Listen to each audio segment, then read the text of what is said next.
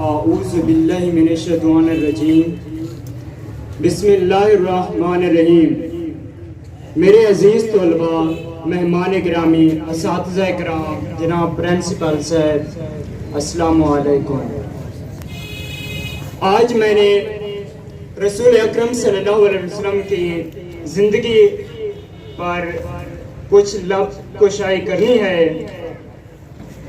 حیات انسانی کا کوئی پہلو ایسا نہیں جس کے پاکیزہ خدخال حضرت محمد صلی اللہ علیہ وسلم کی زندگی میں نہ ملتے ہوں۔ ریاضیات، عبادات، معاشیات، سیاسیات، فرما روائی، سپہ سالاری، تہذیب و تمدن، معاشرت کے اصول بھی ملتے ہیں۔ وہ تو محسن انسانیت کی ذات اقدس ہیں، قائد انسانیت، خاتم النبیین، حضرت محمد صلی اللہ علیہ وآلہ وسلم سیرت طیبہ پوری کائنات میں آئیڈیل حیثیت رکھتی ہے۔ سورۃ الاحزاب میں 21 آیت پر ہے، بسم اللہ الرحمن الرحیم، لَقَدْ كَانَ لَكُمْ فِي رَسُولِ اللَّهِ أُسْوَةٌ حَسَنَةٌ، تحقیق تمہارے لیے نبی اکرم صلی اللہ علیہ وآلہ وسلم کی زندگی میں بہترین نمونہ ہے۔ القلم میں ہے،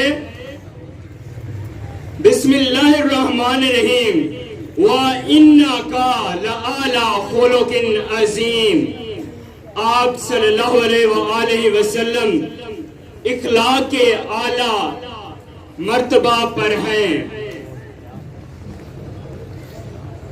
طائف کے سفر میں آپ صلی اللہ علیہ وآلہ وسلم پر اس قدر پتھر پھینکے گئے کہ آپ صلی اللہ علیہ وآلہ وسلم لہو لہان ہو گئے، پھر بھی آپ صلی اللہ علیہ وآلہ وسلم نے فقط یہ فرمایا، ممکن ہے ان کی نسل سے اہل ایمان اٹھیں۔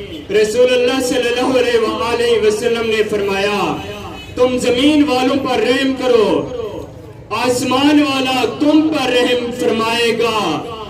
جو لوگوں پر رحم نہیں کرتا، اللہ تعالیٰ اس پر نہیں رحم فرماتے۔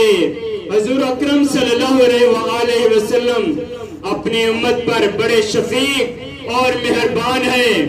مسواک کے متعلق آپ صلی اللہ علیہ وآلہ وسلم نے فرمایا، اگر امت پر دشواری نہ ہوتی تو میں انہیں ہر نماز میں مسواک کرنے کا حکم دیتا۔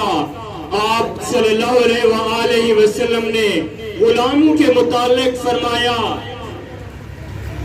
جو خود کھاؤ وہ انہیں کھلاؤ، اور جو خود پہنتے ہو انہیں وہی پہناؤ۔ والسلام۔